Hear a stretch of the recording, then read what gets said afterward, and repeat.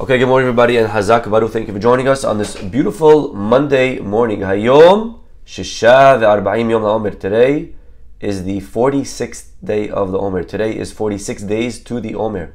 Shehem Shisha Shavuot ve'arba'yamim, which is 6 weeks and 4 days. And my friends, we are right around the corner. Shavuot is in a few days from now.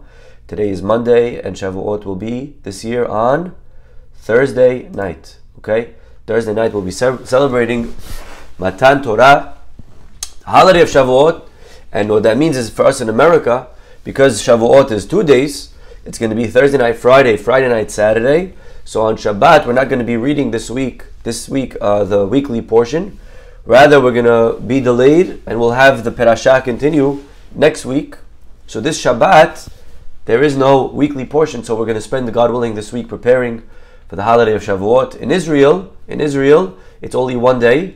So the holiday is over Friday night, and they go straight into Shabbat. And Shabbat will be a regular Shabbat, where they're going to read the weekly reading, Parashat Naso.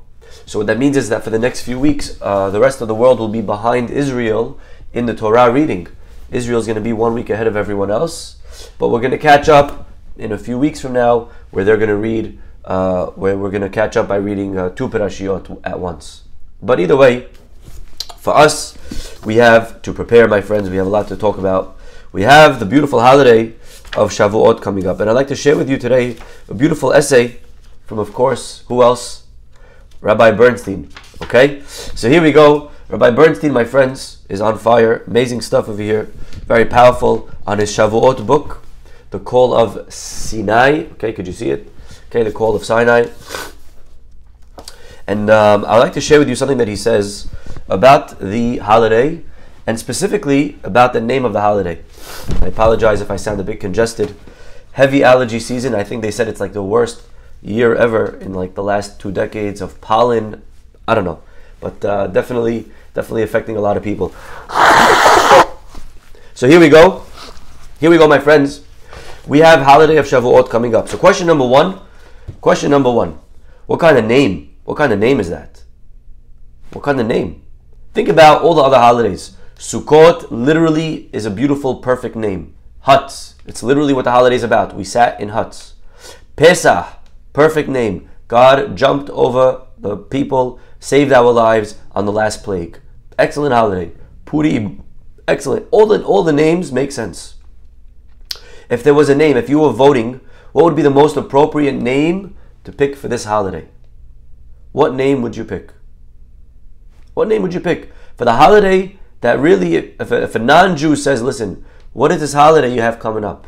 It's called Shavuot. Shavuot, could you please translate that for me? Oh, it means weeks. Weeks? What are you celebrating?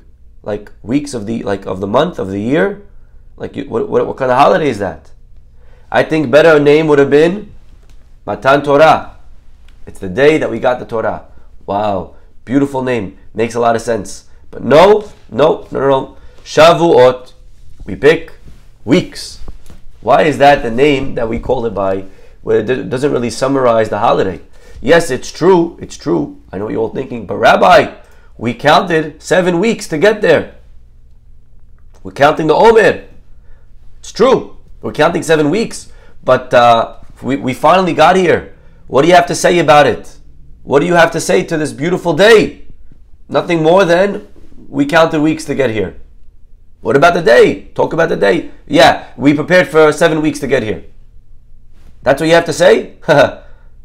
What about today? Talk about the Kala, talk about the bride, talk about the holiday. So question number one, what kind of name is Shavuot? Okay, good question. I hope it's a good question. Okay, I like the question. Next question. The Pasuk, when the Torah refers to the different holidays, the Torah says always, Mikra Kodesh Yeh Lachem, that this should be a holy day. You shouldn't do work. It's a day of holiness. Holy calling. Very nice. But when it comes to Shavuot, the Torah doesn't just write that. It prefaces with the following. Ukratem be'etzem hayom hazeh. On this very day, it shall be a day of holiness. And the Torah writes, be'etzem hayom hazeh. On this very day. And again, these words don't really seem like they're adding much. On this very day, it's a holy day. That's how it is with every other date. On Sukkot also, on this very day, it's a holy day. On Pesach also, on this very day, it's a holy day. What is the phrase, Be'etzem hayom hazeh? What is that adding? On this very day. And finally, question number 3, my friends, I think is the bomb, the most powerful question of all. And I'll tell you why. Take a look, my friends, take a look. Very crazy stuff over here. What day did we get the Torah? And feel free to answer day of the week. And feel free to answer date of the month. What day did we receive the Torah? Day of the week and date of the month. Well, the day of the week, I'll tell you, is Shabbat. We got the Torah on Shabbat. That's what our rabbis tell us. Okay? Now, the problem is that if you do the math, what year did we leave Egypt? What day, on the year that we left Egypt, what day of the week was it? Come back with me, my friends. Let's go back 3,300 something years. The year that we left Egypt, that year, Pesach, the original Pesach, the OG Pesach. Does anyone know what day of the week it was? I'll tell you what day. It was a Thursday. Very good. Just like this year it was a Thursday. This year, Pesach was also Thursday. Correct? So on a year like this, when should we celebrate Shavuot? Well, when did they celebrate Shavuot? When did they get the Torah? They got it on Shabbat. So if that's the case, this year, Pesach, Shavuot should be on Shabbat. But we know that's not the case. I just said a few minutes ago, this year Shavuot's going to be on Thursday night, Friday. So this year we're celebrating Shavuot on the wrong day. Not just this year, every single year. Every year we're celebrating a day early, and I just proved that to you through the days. The day of the week is the wrong day of the week. If we're copying the holiday, it should be on Shabbat. Not only that, but I'll prove to you from the date of the calendar, what was the date that we received the Torah. So let me take you back over here to something very interesting. The date, we know the date that we left Egypt was Tet Vav Nisan. It was the 15th of Nisan. That was the date. What was the date that we got the Torah? Well, the Jewish people arrive at Har Sinai, and God says to Moshe, "Ukedashtem hayom mahar vehayu nechunim liyom hashelishi." Let them be prepared for today and tomorrow, and on the third day, I'm going to give them the Torah, which would sound like the Torah was going to be given on the third day when God spoke to Moshe, which was going to be on Shesh Besivan, on the 6th day of Sivan. Okay? Says the Gemara, look at this, Gemara says, Masechet Shabbat. Hosif Yom Ehad Medato. Comes along Moshe and says, God, I know you want to give the Torah on the third day, which will be the 6th day of Sivan, but actually I think we should add a day. I think you should give it on the 7th of Sivan. Why? Because Moshe said, you have to have a full day, and today's not a full day. Part of the day already passed. So 2 full days, and that's going to be starting tomorrow. So Moshe added a day, and God agreed to him. God didn't give the Torah on the day that he told Moshe he's going to give it. Originally the plan was to give it on the 6th of Sivan. But Moshe added a day, and God says, okay, I guess so. And God delayed the giving of the Torah an entire day. What comes out of all of this is that the real Kabbalat Torah was, like we said, on a Shabbat, the day of the week, and it was on the 7th of Sivan, which was the date of the year. When do we celebrate Shavuot? We celebrate it on Shesh Besivan, on the 6th of Sivan, which is wild. Wild concept. Because it turns out that everywhere in the world, we're celebrating a day early. Take this year as an example. We're going to be celebrating on Thursday night, Friday. On Friday, we're going to be saying to everybody, Hag Sameach, Good Yom Tov. And what are we going to say the next day? In Israel, they're going to say, Good morning. The holiday's over. The holiday's over. But it's over on the actual day that we got it. It makes zero sense. It's you're celebrating the wrong day. Does this make sense? Do you understand why? Does everyone understand why it's the wrong day? It's the wrong day. We got the Torah on the 7th, and yet we're celebrating the 6th. Okay? So these are the questions over here from Rabbi Bernstein. And he gives something over here very powerful that I think will really help us as we approach the holiday of Shavuot with just a few days left. But my friends, to appreciate what he's going to say, we have to really ask one question. Okay, what is the goal of learning Torah? What's the goal? I know it sounds like a silly question, but what's the goal? The goal of Torah, my friends, is not just to learn information. It's not just to absorb information, just intellectual pursuit. The Torah, the goal of the Torah really is that it must permeate our very essence. A person who studies Torah and understands everything, but doesn't keep the Torah, missed the whole point. That's not how it is in everything else. If a person studies math, he knows everything about math, he's an amazing mathematician. If a person knows everything about medicine, biology, he knows he's an amazing doctor.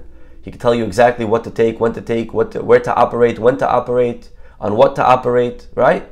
Person knows, then they achieved everything. But when it comes to Torah, the goal is not to know Torah.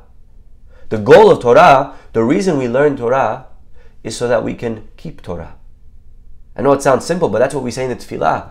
Lilmod ulamed lishmor vela'asot.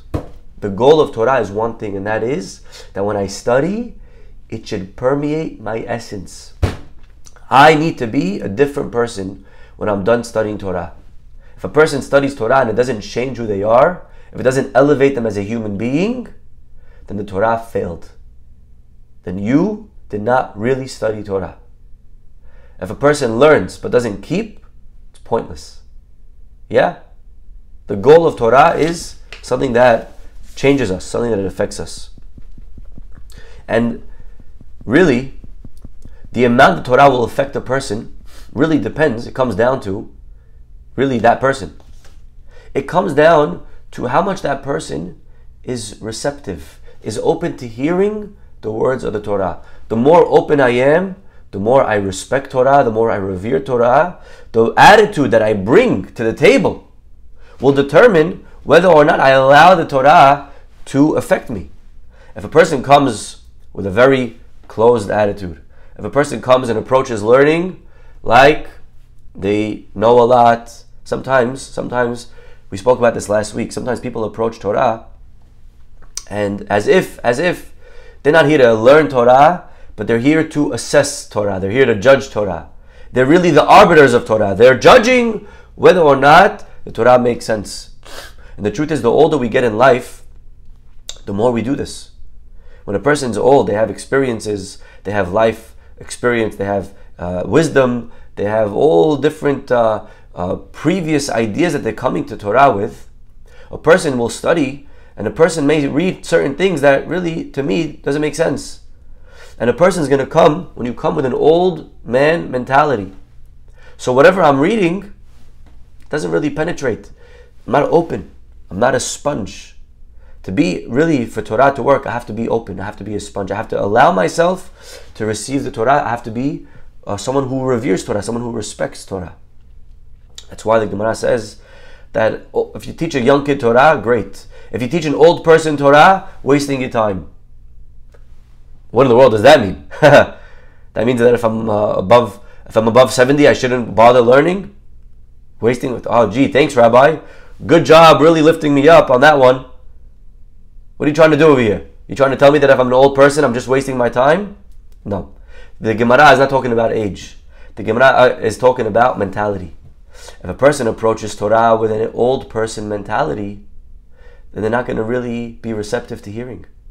They're not going to be open. They're not going to be willing to understand or to allow the Torah to affect who they are. So all of Torah really, my friends, comes down to one word. It comes down to how much we prepared. That's why actually the Torah is called not so much the giving of the Torah, but it's called Kabbalat HaTorah. It's called the receiving of the Torah. Because if you have two people, and one of them prepared, the other one didn't, the person that prepared is going to be able to receive the Torah on a completely different level than the person who didn't prepare. Because again, I could give you information, I could teach you. Sometimes you see two people, they come to a class and they're both sitting there. One of them is absorbing everything. One of them, everything the rabbi says, everything the teacher says, they're writing it down. They're like, wow, amazing. The other person is sitting there with their hands folded and they're coming with a very serious closed persona. You realize that the Kabbalah is very different between these two people. The receiving for this person and that person, it's a world of a difference. And the truth is, the Ketav HaKabbalah writes that that's how it was on Har Sinai. When God gave the Torah to the Jewish people, I know, I at least always thought that everyone received the same Torah. Everyone got it on the same level. But the truth is, if you think about it, that's impossible. If you have a person like Moshe, and you have a guy who knows nothing, there's no way those two people receive Torah to the same extent. The Torah was actually very individualized. The Torah was received depending on how much the person developed themselves. So you could have two people on Mount Sinai, two people on Har Sinai, side by side. Both of them heard the same Torah. Both of them heard the same commandments. And yet it was two completely different experiences. You could have two people, my friends, that go to the Kotel. But if you go to the Kotel, sometimes people go to the Kotel and they come back, they're like, okay, it was nice.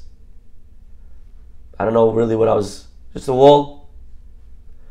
Because why? What's the person missing? The person is missing preparation. You could go to the most beautiful place in the world, but if you don't know anything about it, if you didn't prepare, then the experience is going to be very different. A person could look at a piece of art. A person could hear poetry. A person could go to a museum. A person could go walk through nature. But if you're not prepared, if you don't know what you're looking at, if you don't understand nuances, the Torah affected the people only depending on their personal preparation. That's why Matan Torah was very individualized. They didn't get it all on the same level. Really, we could compare this to fire. Fire doesn't affect everything the same way. Some things, you put them near fire, they catch on fire very quickly. Right? Some things a little bit slower. Some things they don't catch fire at all. They're fireproof. Right? Put fire on a stone, on rocks, they don't catch fire.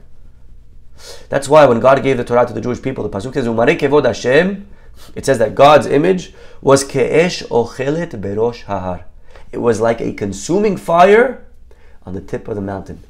What our rabbis are telling us, or the Torah is telling us, is that the giving of the Torah was like a fire. Fire doesn't affect everybody the same way. Doesn't affect everything the same way. Some things receive fire very much. Some things receive fire on a very different level. And therefore, my friends, the goal of Torah is again to absorb it. But how much we absorb it depends on how much we prepared. Just like certain bodies, certain people, you have to prepare the skin, you have to prepare the leather, right? You can't just paint on something. Sometimes you take paint, you paint it on, but it doesn't go. Even correct me if I'm wrong, I imagine with makeup, sometimes you want to put a certain color on the skin, you first have to prepare it. You got to put a foundation, you got to put a layer before. When God gives the Torah to the Jewish people, in order for the Torah to be absorbed properly into the skin, into the DNA, into the blood, in order for me to be able to hear Torah, and not only hear it, but to allow it to change my life, I have to be someone who, in Hebrew we say hachana, to prepare. I have to be open. I have to have done something beforehand to allow myself to be open to hearing the words of God. If I come with a cynical attitude, if I come closed-minded, Torah is not going to permeate. It's all about the preparation. They say a beautiful story, a beautiful mashal of a poor man who he came to a very wealthy man's house, and he's there, he's looking around, and the wealthy man at the time was hosting a very, very fancy party. He invited the poor guy to eat dinner with them. So the poor guy is sitting in the table, and he sees this most magnificent dinner he never saw in his life. He sees china, and he sees dishes, and he sees staff, and he sees waiters, and he sees everything. It's the most beautiful candelabra, everything, flowers. All of a sudden, the rich man, the host, the head of the house, he pulls out a bell, and he rings the bell. And this poor guy was shocked. He never heard a guy ring a bell before at a meal. What's the guy doing? And all of a sudden, to his surprise, he sees, as the guy rings the bell, staff comes out of the kitchen carrying the first course. They bring the soup, and they put the soup by every single person's plate. And this guy is, wow, amazing. Then he rings the bell again, and they take the soups away. Then he rings it a few minutes later, they bring out the fish. Then he rings it a few minutes later, and every ring, they're doing something else. And this guy is amazed. This guy says, wow, I never saw anything like this. Finally, after the evening, the host, he comes to the poor guy, he says, so what'd you think? He says, wow, that was the most beautiful dinner, thank you so much. I wonder if you could help me and my family. So the rich guy says, I'm going to help you. I'm actually going to do something that I never did before. I'm going to allow you to take any one thing you want from this entire house. It's yours. The guy says, what? Anything I want? He says, anything you want. He says, well, that's easy. I want the bell. He says, what? He says, I want the bell. You said anything I want, right? I want the bell. Give me the bell. I said, the bell? You sure? This is a piece of metal. It's not even real silver. He's like, no, I know. But you said anything I want. I want the bell. He says, okay, here you go. Enjoy the bell. The guy takes the bell. He runs home. He says, honey, kids, gather around.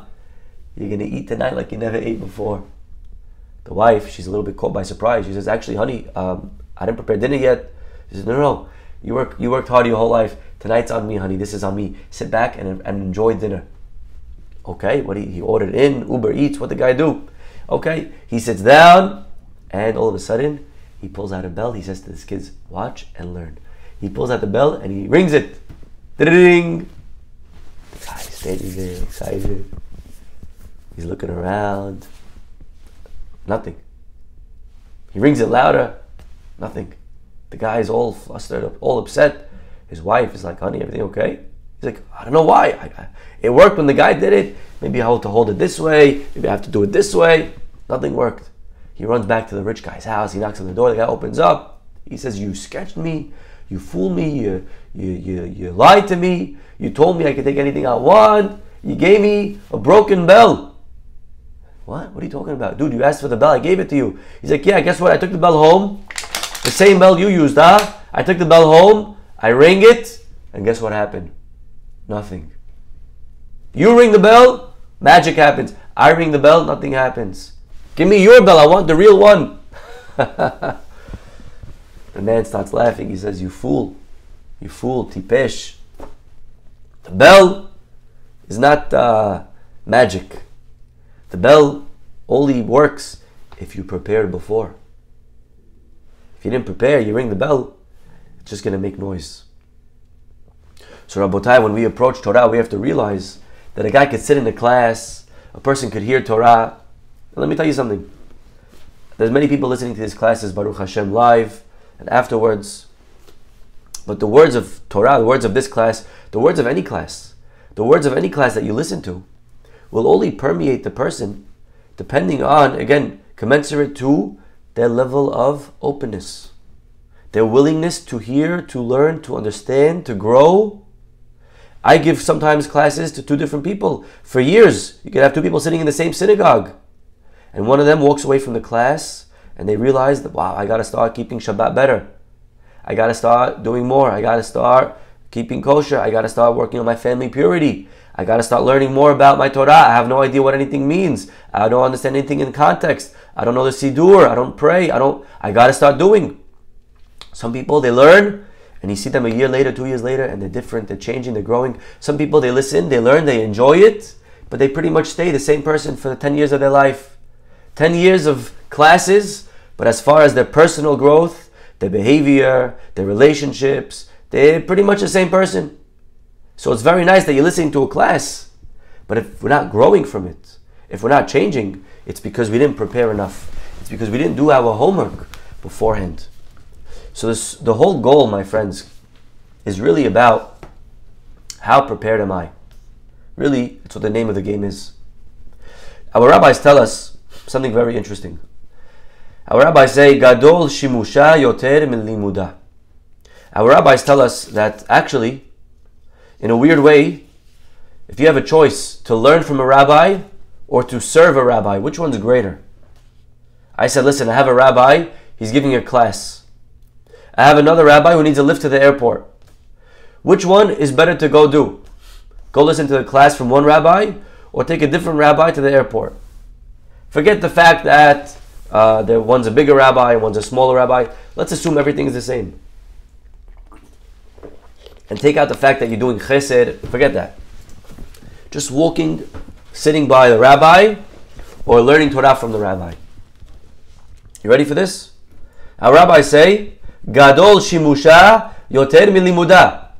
That serving is greater than learning. Now this does not make any sense. If you think about it, why is it so important to serve a rabbi? What makes serving a rabbi a big deal? Why is it a beautiful thing to serve a rabbi? Because the rabbi is a rabbi. Because he learned Torah. He spent his life learning Torah. So the only reason that I should serve him is because of the Torah that he learned. So now I have an opportunity to learn that same Torah. And he telling me, no, don't learn it. Don't worry about learning. Just go serve him. This is, by the way, learned from two people. It's learned from Yehoshua. Yehoshua is called Mesharet Moshe. He's called Moshe's attendant, not Moshe's student. We don't call him his student. We call him the guy who helped Moshe, Yehoshua. And also it's learned from, anyone know from where else? Elisha. Elisha Navi was a student of Eliyahu Navi. And the Gemara says that Elisha was someone who poured water on Eliyahu's hands. That's like the title. Sometimes people have titles. He's rabbi, assistant rabbi, chief executive director, right? Everyone has a title. What was Elisha's title? The guy who poured water on the hands of Eliyahu. That's the title. Really, that's the title? That I did Netilat Yadayim for the guy? Sounds like a very low position. Sounds like a little shamosh. Sounds like the guy in shul who, he opened the doors, he closed the doors, he brought up the coffee. He's a little shamosh, little thing.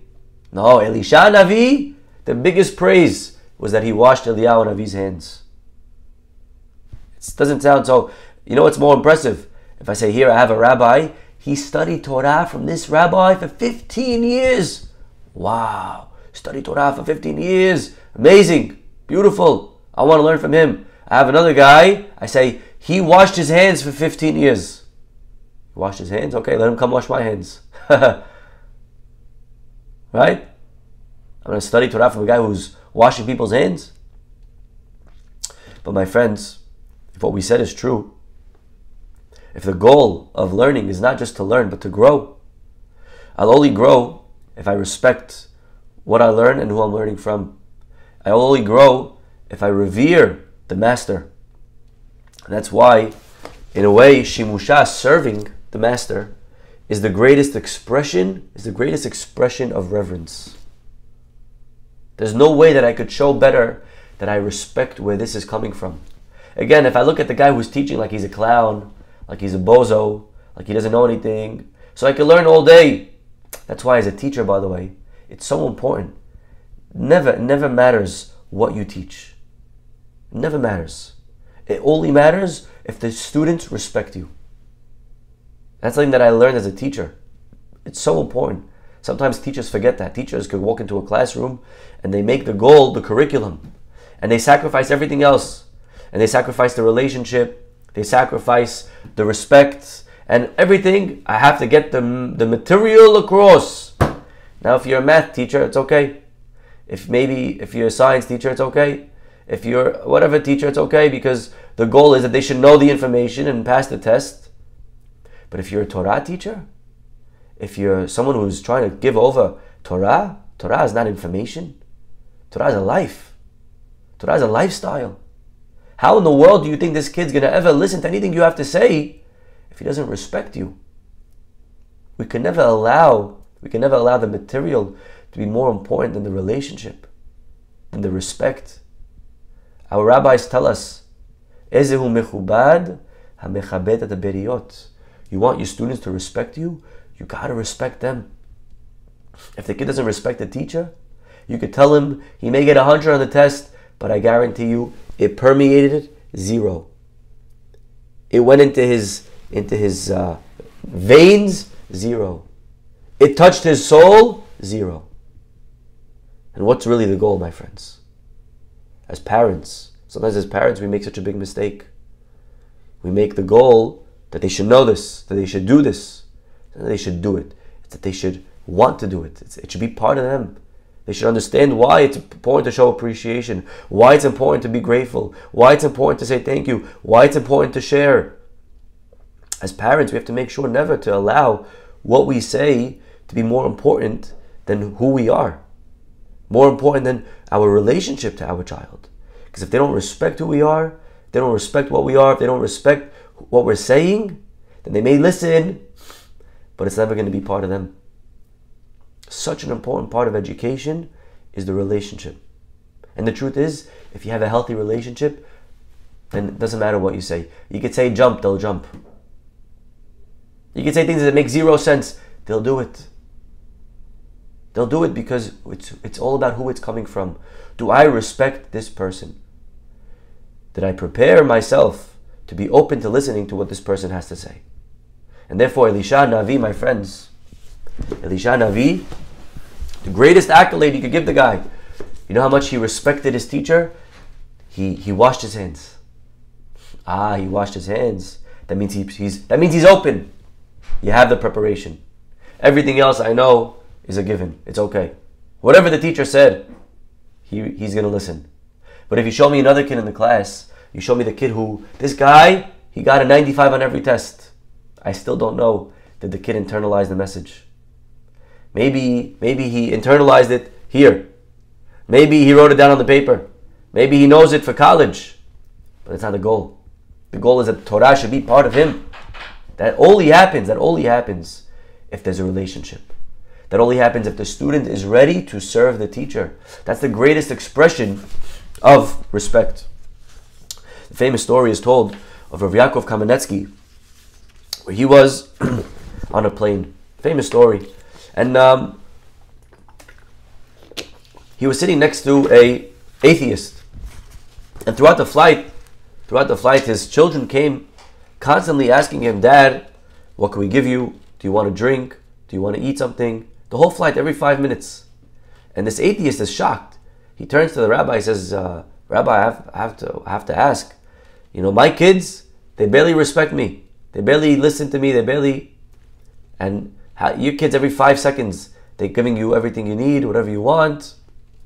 Rav Yaakov Kamenetsky said something very powerful. He said, because as Jews, we teach that we come from Har Sinai. We got the Torah from God. And because of that, my children know that I'm one step closer to God. I'm one step closer to holiness. So they know that I'm holier than them. They respect me. They adhere. They want to serve someone that was one step closer to God than they are. That's me. That's the older generation. That's the father, the mother. You teach your kids that we came from monkeys. So according to them, you're closer to monkeys than they are. You're a bigger ape and animal than them. So if anything, you should respect them.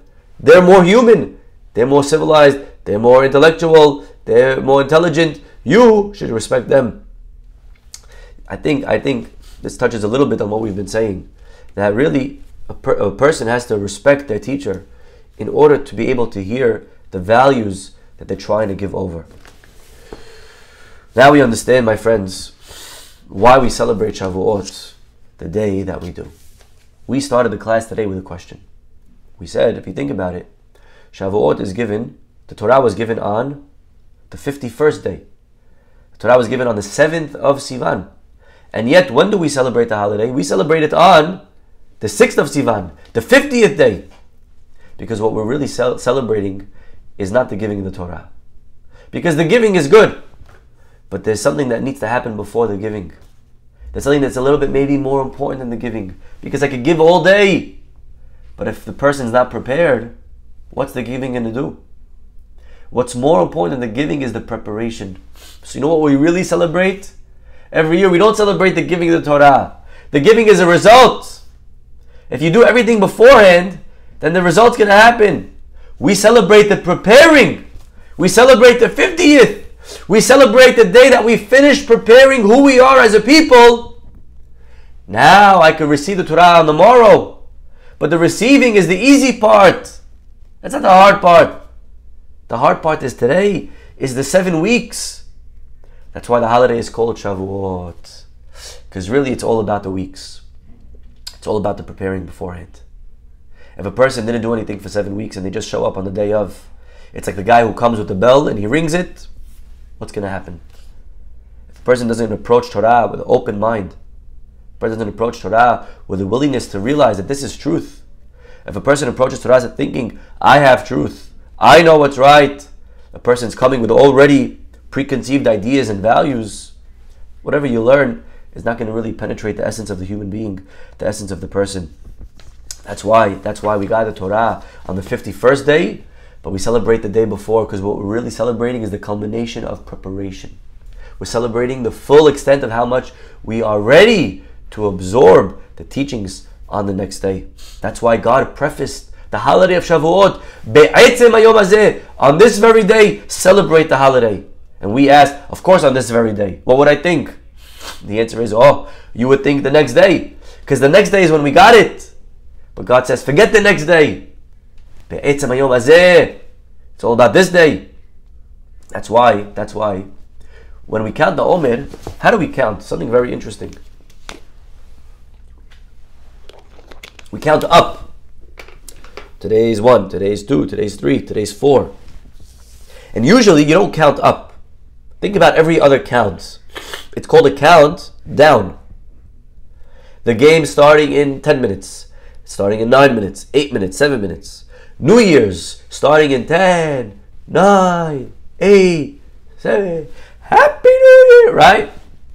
Always in life you count down. 30 days left, 29 days left. All of a sudden Shavuot, for the Torah, we count up. But the reason I think, based on what we said today, is very beautiful. Because always when I count, why am I counting? I'm counting because I'm looking forward, I'm looking forward to the day of what I'm counting to. Actually, if it was up to me, I would rather that we could jump straight to the day. As an example, a guy's getting married to a girl, it's in a year.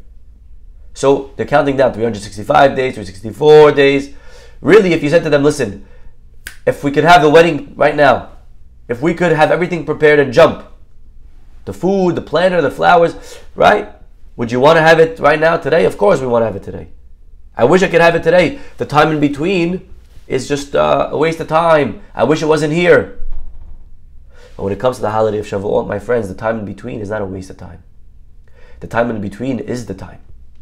It's all about the time in between. It's all about each and every single day. And therefore the days matter. I don't count down, I count up. And actually I don't say today's the first day, today's the second day, because even if I counted like that, that would kind of show that it's all towards that. But it has nothing to do with that. Today is day 1. Hayom Shenei Yamim. It doesn't say Hayom Yom Sheni. Today's the second day.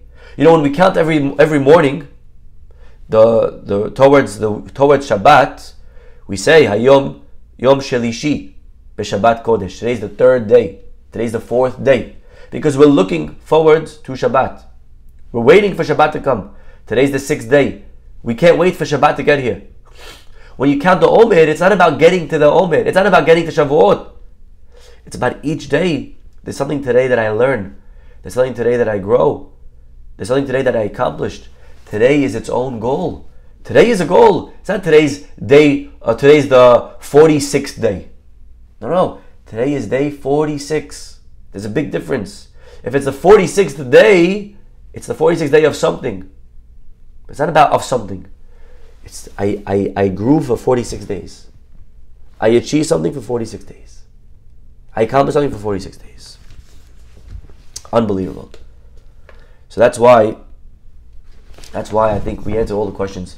There's one more beautiful idea over here, and then we'll end. Usually, my friends, when Shabbat, let's say Shabbat starts at 7 p.m. Are you allowed, let's say sunsets at 7 p.m. Are you allowed to start Shabbat early?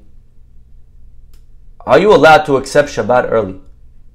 If you want to accept Shabbat at 6:30 instead of 7, are you allowed? Of course. You're not allowed to end Shabbat early, right? Although some people maybe like to. But you're not allowed, but you could start Shabbat early. Same with every holiday. If you wanted to start a holiday, you could accept it earlier. There is only one exception. There's one holiday that you cannot start early. Take a guess. The holiday coming up. The holiday of Shavuot. Because if a guy starts Shavuot early, if a guy were to take away from the 50th day and say, I'm starting one day early the holiday, he'd be missing the whole point. If you're taking away from the preparation to bring the holiday, you're missing the point. The point's not the holiday, the point's the preparing. And we dare not chip away at preparing in order to get there faster. We don't want to get there faster. We want to grow every second possible. And therefore we must make sure that we have a complete term, a complete counting. Because every day is another day of developing. Bar Minan, say if you compare it to a baby, a lady that's pregnant, the baby, she doesn't want to just give birth today. God forbid. That'd be very dangerous. Because the baby inside is preparing. The baby needs all 9 months. We need all 7 weeks, every single second of them, to grow. Because in life, the Kabbalah will be different if I prepared better. So Shavuot coming up, my friends, and every one of us will walk into the day. But how much the day will walk into us, how much the day will be absorbed into us, is personal. For each of us is going to be different. For each of us is going to be depending on how hard we prepared, on how much we made ourselves into something that's flammable, to allow the fire, the Torah, to penetrate our essence. B'ezrat Hashem, we should utilize the next few days to prepare as much as we can. This way, when we get to the holiday, all the hard work will be done. The holiday could come in, we ring the bell, and already the staff, everything is prepared, and the holiday will be able to do its magic. We'll be able to absorb, to internalize, to integrate Torah into our lives. We'll stop over here, everybody. Have a wonderful, wonderful day, and God willing, we'll see you all tomorrow. Bye-bye.